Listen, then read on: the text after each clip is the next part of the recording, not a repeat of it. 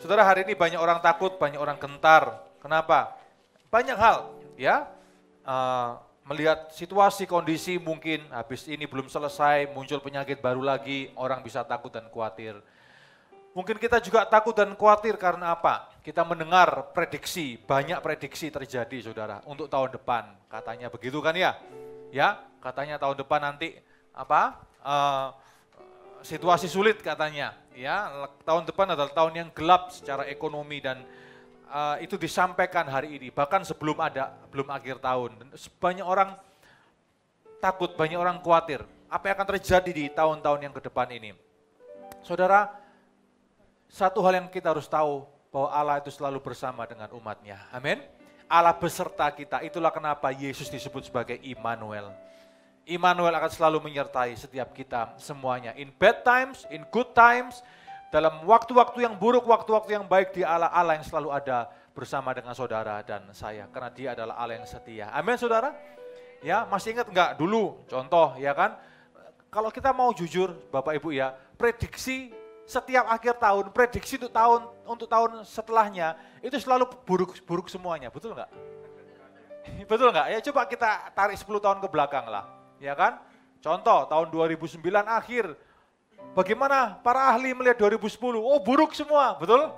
Tapi itu akhirnya kita juga jalan 2010. 2010 akhir, bagaimana prediksi tahun 2011? 2011, ya buruk lagi kan? Ya, suhu Aceh, suhu Aceh, suhu semuanya, ngomong semuanya, buruk semuanya kan saudara. Ya kan, ngomong semuanya. Ternyata kita juga jalan 2011, selesai. Ya kan, 2011, ngomong 2012 apa? Buruk juga, betul? Tapi itu akhirnya kita jalani juga di 2012.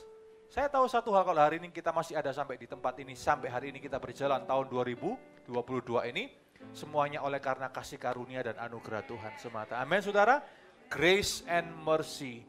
Ada kasih karunia, ada anugerah Tuhan yang luar biasa. Oke, puji Tuhan. Mari sekarang kita buka Alkitab kita sama-sama ya. Kita buka terlebih dahulu di dalam kitab 1 Samuel pasal yang ke-16. Mari buka bersama-sama dengan saya 1 Samuel pasal yang ke-16 ayat yang ke-6. Hari ini kita mau melihat satu kebenaran saudara, saya kasih judul Don't Judge the Book by its Cover.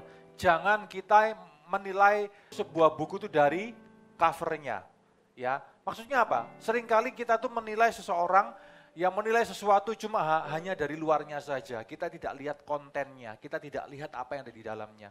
Padahal nilai dari seseorang atau sesuatu itu biasanya tidak terlihat di luarnya, tapi siapa dia sesungguhnya itu ada di dalam diri orang tersebut. Amin Bapak Ibu. Ya.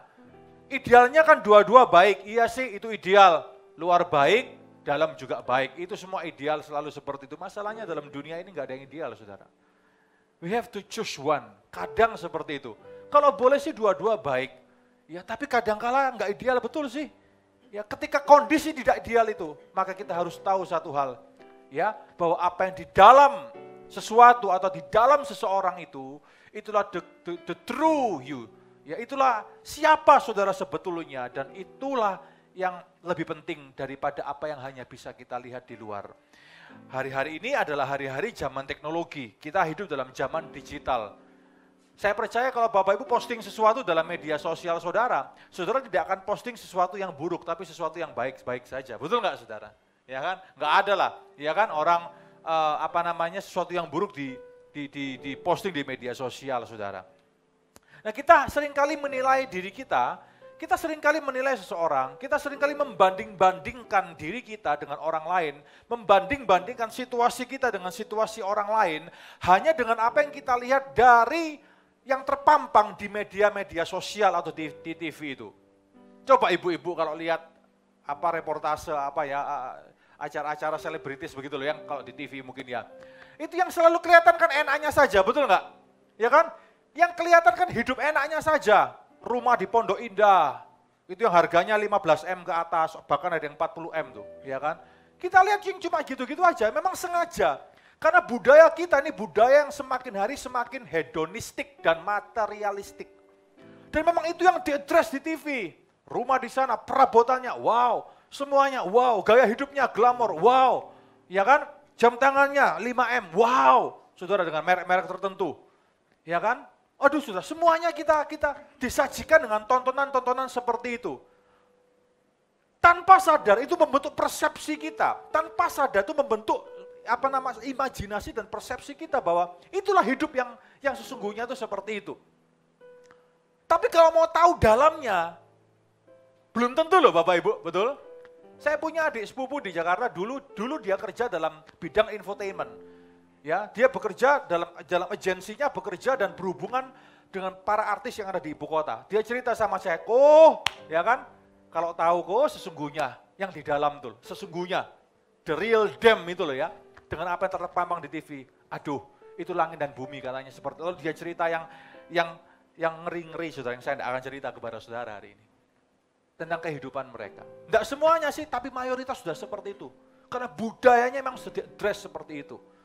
Aduh, Bapak Ibu Saudara-saudari, mari kita belajar untuk tidak buta mata kita. Ya, melihat segala sesuatu hanya ada yang di luar, hanya apa yang di luar saja. Saya tidak berkata bahwa yang di luar nggak penting, enggak juga. Ya kan? Tapi kadang-kala memang tidak ada yang ideal dalam dunia ini. Sesuatu apa yang seharusnya di dalam tertunjukkan di luar seharusnya seperti itu. Tapi kadangkala memang tidak ada yang ideal. Oleh karena itu Alkitab mengajarkan kita untuk kita melihat seperti cara pandang Allah melihat sama kita. Ya, Bapak Ibu ya, jangan membanding-bandingkan hidup kita dengan hidup orang lain. Jangan banding-bandingkan situasi saudara dengan situasi orang lain. Jangan banding-bandingkan apa yang hari ini Anda miliki dengan apa yang orang lain miliki. Karena Anda tidak tahu bahwa kalau besok terjadi sesuatu, mungkin Anda masih bisa tinggal di rumah Anda hari ini. Tapi orang yang tadi Anda lihat begitu hebatnya itu, besok kalau terjadi sesuatu, mungkin dia sudah harus jadi gelandangan di luar sana. Anda tidak tahu, orang yang mungkin kelihatannya perlente, utangnya di bank 50M. Anda, sekalipun biasa-biasa, Anda nggak punya hutang 50M di bank. Halo? Jangan banding-bandingkan loh hidup ini, saudara. Jangan banding-bandingkan. Saya nggak mau nyanyi lagu itu. Tergoda untuk menyanyikannya, saudara. Oke, mari kita lihat 1 Samuel pasal 16 ayat 6-7. Ketika mereka itu masuk dan Samuel melihat Eliab, lalu pikirnya, sungguh di hadapan Tuhan sekarang berdiri yang diurapinya. Dan tapi Tuhan berfirman kepada Samuel, jangan pandang parasnya, perawakan yang tinggi. Aku telah menolaknya. Bukan yang dilihat manusia yang dilihat Allah. Manusia yang melihat apa yang di depan mata, tapi Tuhan melihat hati. Bahkan seorang nabi seperti Samuel, orang yang rohani pun masih juga melihat dengan apa yang di depan. Karena Samuel pun orang biasa, kayak saudara dan saya. Kita seringkali melihat apa yang di depan mata kita. Dan Tuhan mengajar Samuel hari itu untuk melihat seseorang itu dari dalamnya. Jangan hanya dari luarnya saja. Luar itu penting, boleh. Tapi tidak sepenting apa yang ada di dalam seharusnya, saudara.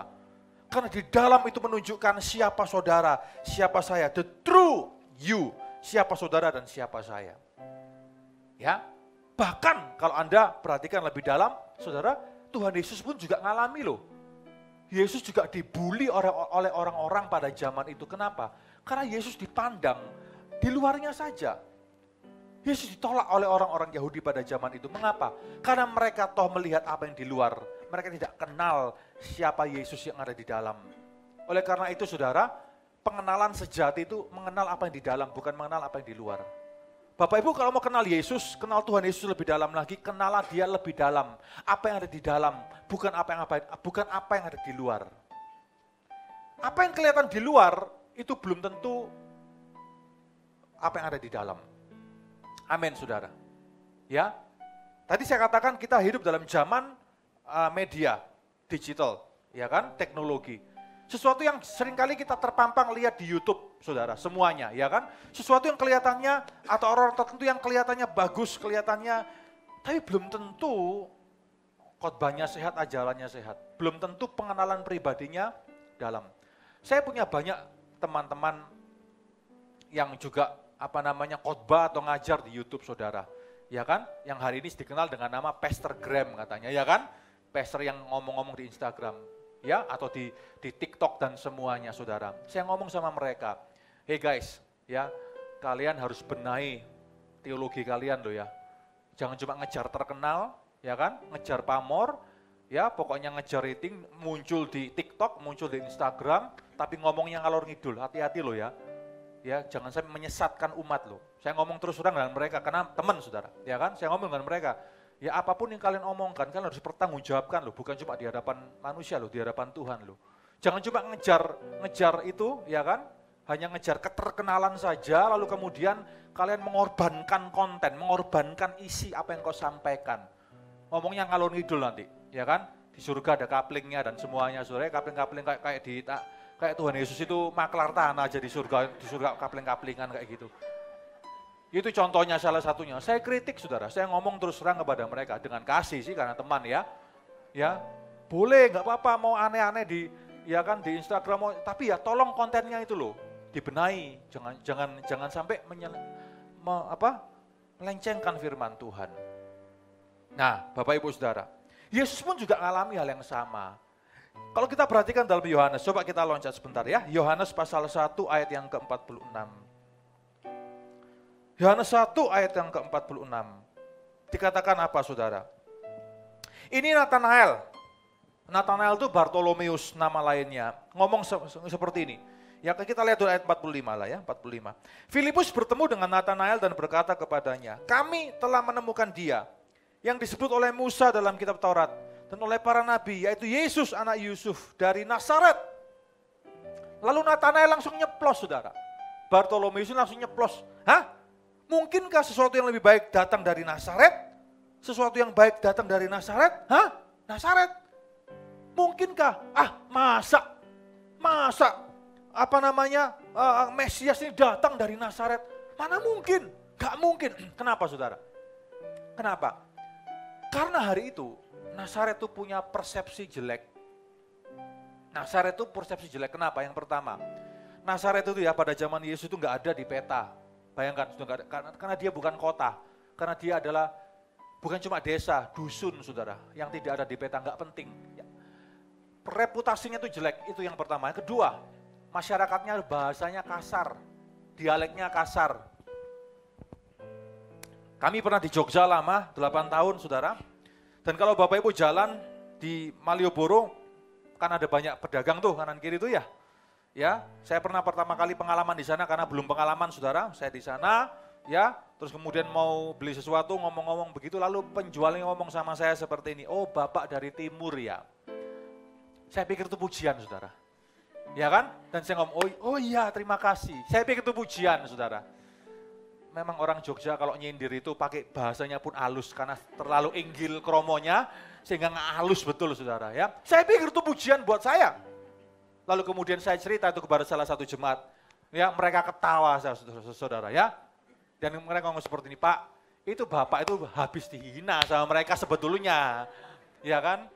Dengan berkata dari timur itu maksudnya apa? Timur itu maksudnya Surabaya, Jawa Timur saudara, ya bahasa Jawanya Surabaya itu paling kasar, ya kan? Ini yang merusak bahasa Jawa itu ya orang Surabaya katanya seperti itu. Ya. Kalau di sana itu kromo inggil betul, alusan dan semuanya. Ketika dia ngomong Bapak dari timur artinya Bapak itu ya kan bahasanya, dialeknya kasar. Saya baru tahu kalau saya itu dihina saudara ya, tapi nggak ngerti bangga saudara ya kan. Dihina lu bangga lu saudara karena nggak ngerti. Oh lain kali awas itu. Nah, sama di Nazaret itu juga gitu, dialeknya paling kasar, dipandang sebelah mata, ngomong kromo kasar ya kan, bukan cuma ngoko, ngokonya ngoko hancur sudah ya kan. Orang-orang Nazaret dihina karena itu tadi, sudah dusun ngomongnya kasar. Yang ketiga, itu kriminal-kriminal dari sana tuh, sumbernya kriminal dari sana itu. Ya, kriminal-kriminal di daerah sana itu, di sana itu. Keempat, itu pemberontak tuh munculnya di sana itu saudara. Ya kan pemberontak yang ngaco negara tuh munculnya dari Nazaret, bayangkan. Kenapa Yesus rela disebut sebagai orang Nazaret? Jadi nggak kaget Nathanael juga bingung. Masa sesuatu yang baik datang dari Nazaret? Nggak mungkin. Bahkan Yesus pun dibully, Yesus pun dihina hanya karena dia datang dari Nazaret, saudara. Kenapa Yesus, saya pikirkan, kenapa Yesus rela disebut sebagai orang Nazaret? Kenapa dia rela dikenal sebagai orang Nazaret? Hati Tuhan ada atas orang-orang yang termarginalkan. Amin, saudara. Dia rela disebut sebagai orang Nazaret untuk mewakili sebuah keadaan dunia. Mewakili sebuah keadaan dunia yang kacau balau hari itu. Sebab dari Nazaret lah, dari tempat-tempat yang seperti itulah, dari tempat yang kacau seperti itulah, akan muncul hal-hal yang besar yang akan datang daripada Tuhan sendiri. Amin. Nazaret itu artinya taruk atau tunggul. Dia disebut sebagai tunggul Isai, betul? Ya kan? Taruk itu apa? Ya itu kayak ini loh ya, bibitnya, saudara. Kalau pohon pisang tuh ada pisang yang baru, ada yang tunggulnya itu loh, taruknya itu loh. Karena dia adalah kegenapan dari apa yang Alkitab katakan. Hari ini kita belajar dari cerita-cerita semacam ini, saudara. Ya, kita belajar, seringkali kita menilai seseorang itu dari apa yang ada di luar saja. Tapi lihat, kenapa orang Yahudi tidak percaya Yesus hari itu? Salah satunya adalah karena ya ini tadi, dari Nazaret, gak mungkin sesuatu yang baik dari Nazaret.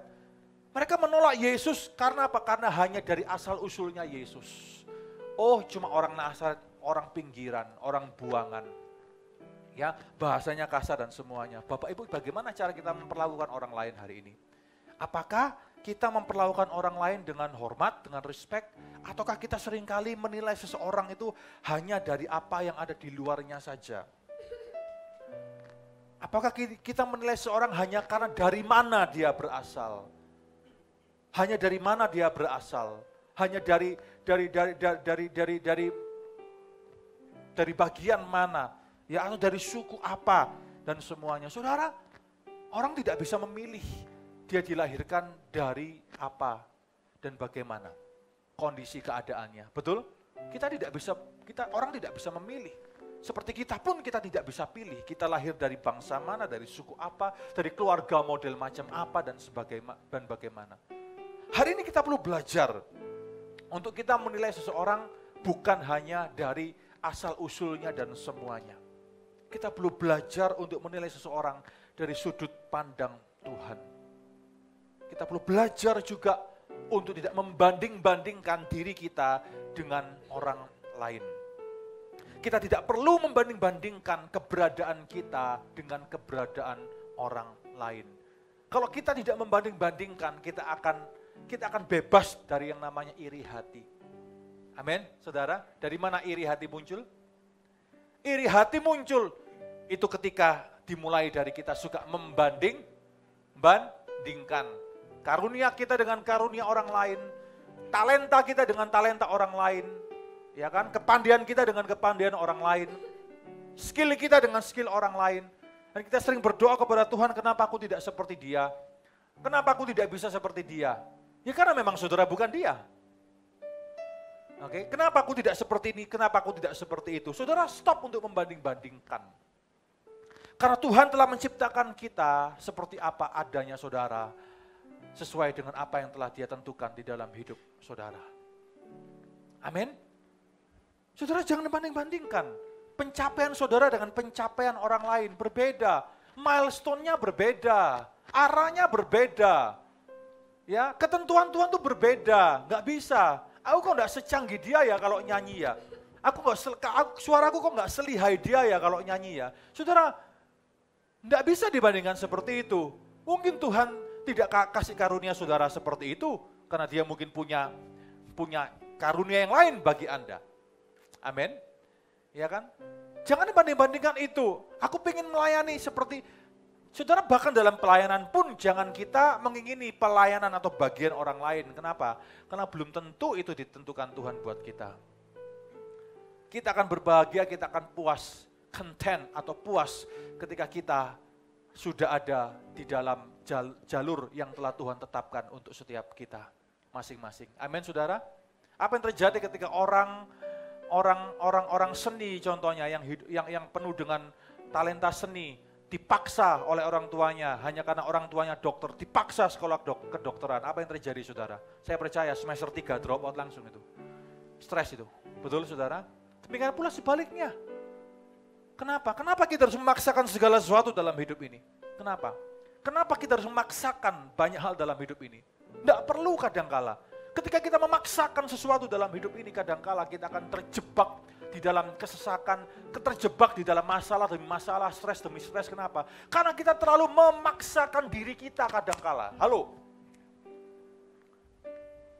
Bukan berarti lalu kita tidak boleh berusaha dengan keras. Bukan berarti lalu kita tidak boleh bekerja dengan keras atau melakukan sesuatu dengan maksimal. Harus. Tapi jangan paksakan apa yang bukan bagian saudara. Jangan paksakan apa yang tidak Tuhan tentukan di dalam hidup kita. Apapun itu saudara. Karena nanti biasanya pasti yang pertama saudara tidak akan jadi maksimal di dalam hal itu. Itu sudah pasti. Saudara tidak akan pernah jadi maksimal di sana. Jadi kalau ada Servolution nanti contoh, Bapak Ibu tidak bisa nyanyi ya tolong jangan daftar nyanyi saudara ya kan.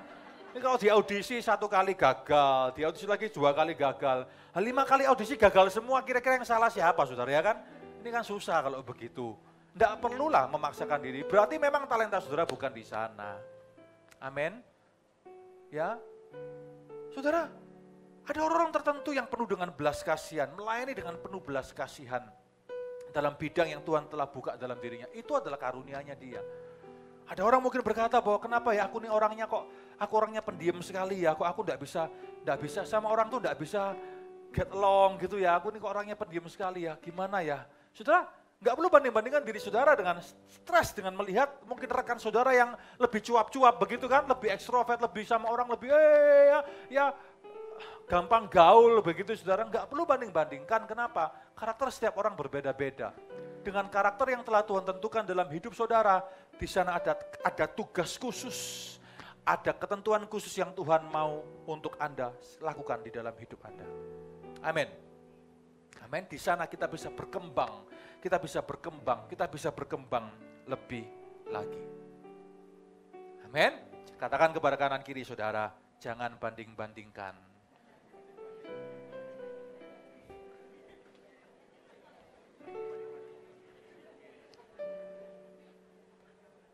Ya, karena supaya apa? Supaya kita tidak jatuh di dalam stres yang tidak perlu. Ya, saudara ya, jangan banding-bandingkan gereja kita bahkan dengan gereja yang lain karena semuanya adalah tubuh Kristus. Ya, tidak perlu. Ya, mau apa sih? Hidup ini banding-bandingkan mau apa sih, saudara? Mau apa sih? Mau pengakuan? Buat apa pengakuan? Percayalah, saudara. Setelah saudara menerima 1 juta kali pujian, Anda pun bosan kok dengan pujian manusia. Betul nggak? Perlu, sudahlah. Bukan berarti lalu kita tidak perlu dipuji. Kalau ada orang yang dipakai Tuhan atau ada orang yang mungkin Tuhan pakai, kita pun perlu saling memuji satu dengan yang lainnya. Itu pun harus kita belajar untuk appreciate. Kita diajarkan juga untuk honoring, betul? Menghormati, appreciate itu harus. Tapi percayalah saya, sebagai pihak yang mungkin saudara kalau Anda telah menerima pujian, sudahlah 1 juta pujian, Anda kan bosan juga, nggak ada artinya lagi. Bukan itu intinya. Hidup ini bukan cari pujian manusia. Bukan saudara. Hidup ini bukan untuk cari pengakuan manusia. Enggak ada gunanya. Percayalah, hari ini manusia bisa baik karena Anda lagi dibutuhkan. Mungkin suatu saat nanti ketika Anda sudah tidak lagi terlalu dibutuhkan, Anda tidak akan dipuji-puji lagi kok. Mungkin ada debutan baru akan muncul. Maka dari itu, motivasi kita tuh, apalagi kalau melayani Tuhan dan semuanya ya, harus benar dulu. Motivasi kita dalam hidup ini harus benar. Bukan untuk cari pujian, bukan untuk cari pengakuan. Saya bahkan ngomong sama teman-teman saya tadi toh, kalian boleh megal-megol di TikTok, megal-megol di Instagram dan semuanya. Buat apa semuanya itu? Untuk cari pengakuan, untuk cari like, cari subscriber, mau cari apa? Mau sampai kapan? Mau sampai di titik mana? Lalu setelah itu hasilnya apa? Kalian telah menyesatkan umat Tuhan. Saya ngomong terus terang dengan mereka, saudara. Maka dari itu benahi dalamnya dulu, saya ngomong dengan mereka seperti itu. Hidup ini bukan untuk cari pengakuan. Karena di atas gunung, masih ada gunung yang lebih tinggi. Amin. Hari ini Bapak Ibu harus ingat, di atas gunung masih ada gunung yang lebih tinggi. Kalau hari ini Anda merasa pintar, merasa paling pintar, karena Anda S3 contohnya, sampai S coret saudara ya kan? Di atas sana, di luar sana, masih ada yang lebih jago lah dari saudara. Yang S3-nya bukan cuma satu, tapi sudah ada 2, ada 3 orang punya S3. Ada yang seperti itu. Oleh karena tidak ada alasan buat kita hari ini jadi sombong sebetulnya.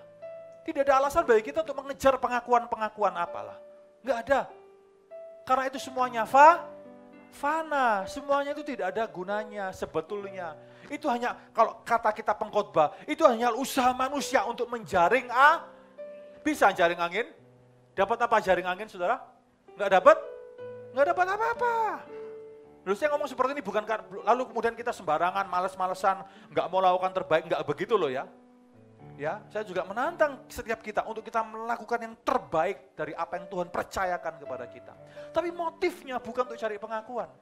Motifnya bukan untuk cari nama dan semuanya. Motifnya adalah untuk apa? Motifnya adalah untuk kita dengan melakukan itu, kita semakin mengasihi Tuhan, mencintai Tuhan, kita semakin mengenal Dia lebih dalam lagi. Amin Bapak Ibu. Lebih dalam lagi. Harta karun itu adanya di bawah, bukan di luar, bukan di permukaan. Seringkali kita silau dengan apa yang hanya ada di permukaan saja. Oke? Seringkali kita hanya lihat yang di luar saja. Wah, luar biasa, acara demi acara. Oh, hebat ya gereja ini ya, acara demi acara. Wah, acaranya wake. Ya kan saudara? Panggil artis, panggil ini, panggil semuanya. Pokoknya apa yang bisa di bling-bling, di bling-bling semua di luar, di push semua di luar. Saudara tahukah semua itu hanya permukaan saja? Oh, bukan, apakah berarti itu salah? Terserah sih, itu pilihan masing-masing kok. Ya, kadang-kala kita jujur, kita ini suka acara, betul nggak saudara? Ya kan?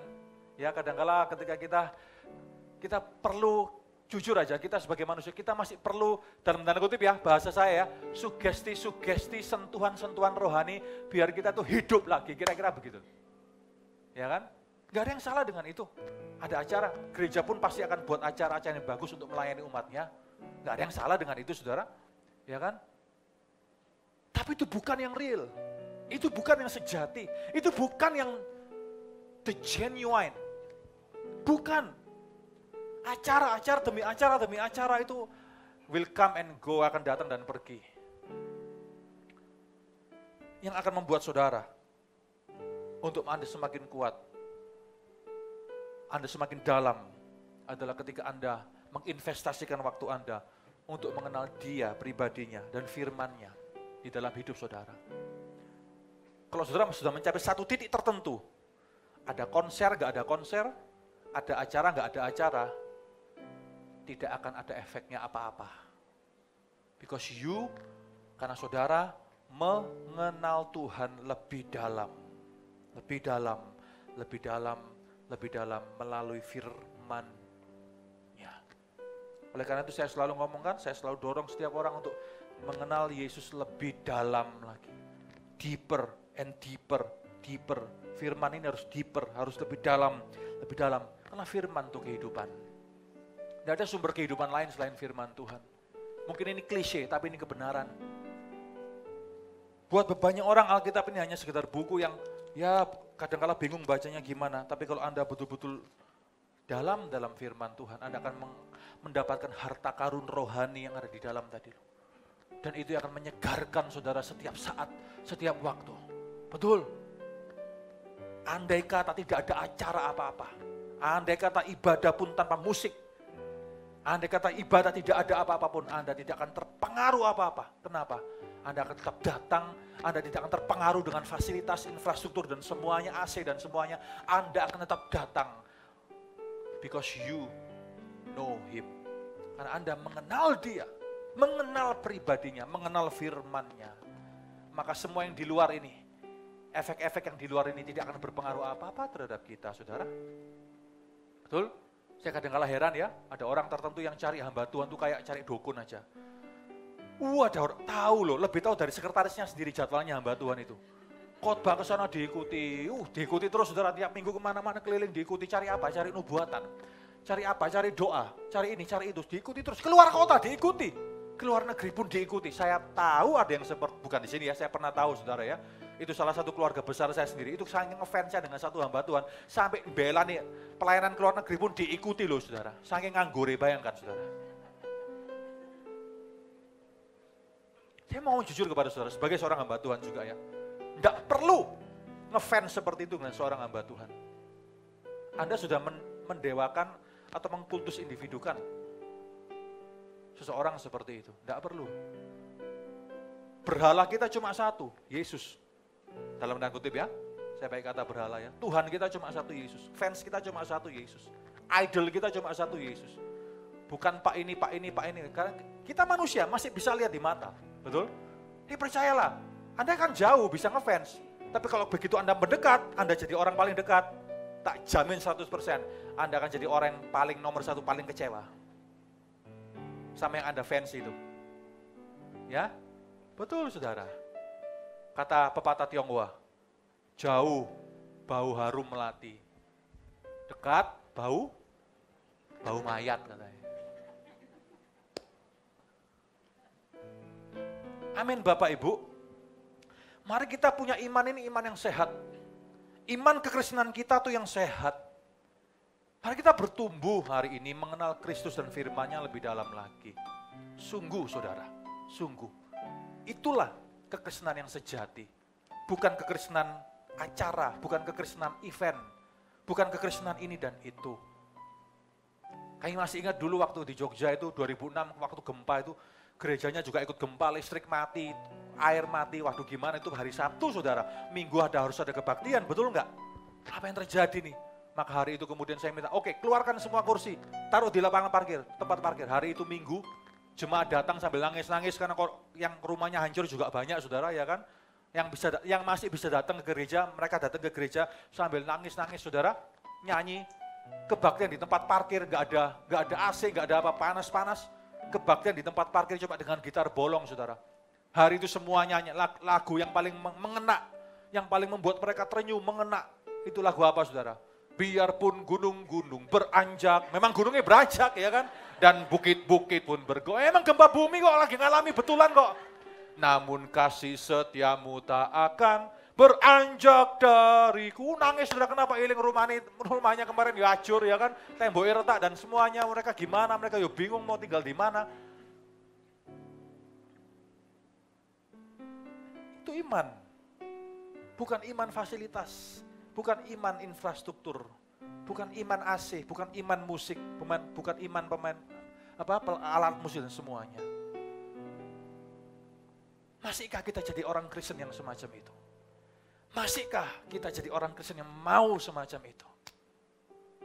Ketika Tuhan izinkan, kita bisa buktikan tuh di hadapan Tuhan. Amin Bapak Ibu. Mari kita sadari kekristenan kita ini. Yura Yunita, seorang penyanyi jazz Indonesia, karang sebuah lagu. Yang saya senang lagu ini, judulnya pun menggelitik saya. Judulnya ada Dunia Tipu-Tipu katanya. Betul saudara? Tak betul, ya pikir ya betul ya, memang dunia sekarang ini dunia tipu-tipu. Bapak Ibu yang lagi cari mantu, hati ya.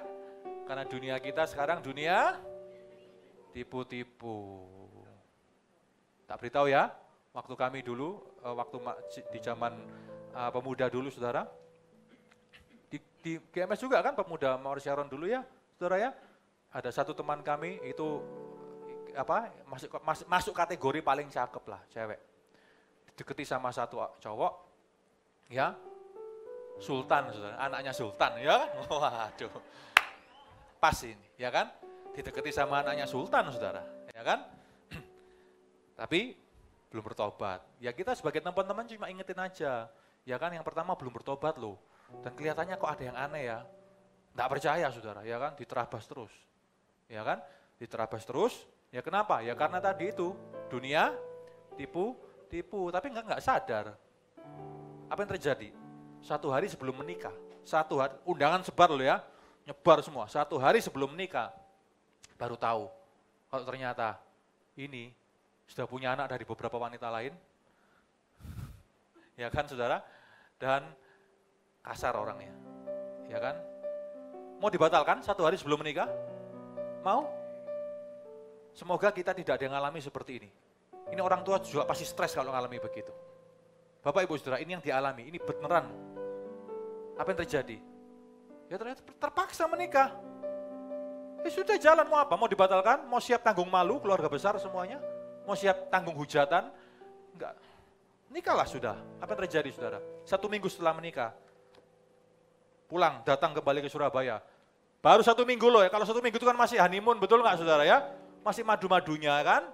Tapi pulang kembali ke Surabaya, ya kan? Dengan apa saudara? Ini muka lebam pakai kacamata nih. Datang ke gereja, kaget semua kita saudara. Ini lebam, pengantin baru, bayangkan lebam semuanya. Gara-gara dunia tipu. Mungkin yang saya ceritakan ini ekstrim, nggak semua orang gitulah Pak. Iya memang sih, saya cerita ini mungkin ekstrim saudara. Tapi ya ada loh yang alami begitu. Ada loh yang alami begitu. Janganlah kita sampai mengalami begitu. Amin Bapak Ibu Saudara-saudari. Maka dari firman Tuhan ini yang kita baca tadi, 1 Samuel 16. 1 Samuel 16 ayat 6 dan 7 dan Yohanes 1 ayat 46 ini. Itu kita bisa belajar apa? Saudara, dari orang-orang yang dihina itu biasanya akan muncul pahlawan-pahlawan yang akan dipakai oleh Tuhan. Biasanya seperti itu. Jangan kita belajar untuk kita tidak membuli orang lain, jangan kita menghina orang lain. Kalau hari ini Bapak Ibu mungkin dihina oleh keluarga, dihina oleh siapa, oleh rekan-rekan, saudara dipinggirkan, nggak dianggap, ada rapat keluarga besar, pendapat saudara nggak didengarkan, ya kan? Alah paling muda kok sekia dan semua. Mungkin loh Bapak Ibu dianggap sekia sama saudara-saudaramu yang lain, ya kan? Pendapatmu tidak pernah didengarkan apa semuanya, sudahlah jangan marah. Dari Nazaret akan muncul perkara-perkara besar.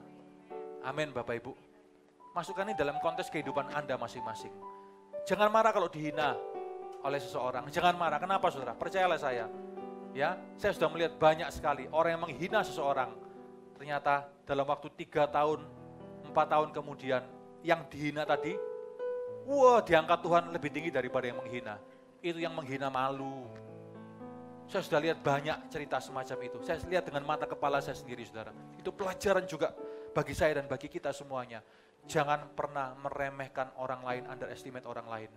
Hanya karena dia punya kekurangan ini, hanya dia punya kekurangan itu. Jangan pernah meremehkan orang.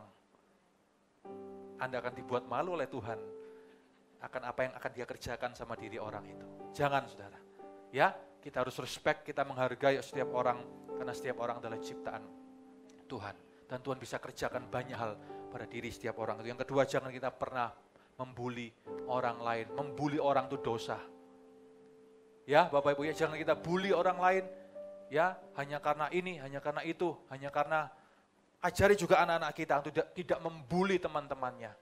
Saudara, hari ini banyak anak muda itu punya sakit yang namanya sakit mental. Betul ya?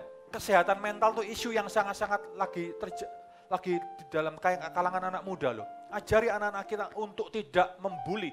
Kalau misal anakmu yang dibuli, cucu Anda yang dibuli di sekolahnya, ajari dia bagaimana untuk dia mengampuni, ajari dia untuk punya persepsi yang sehat.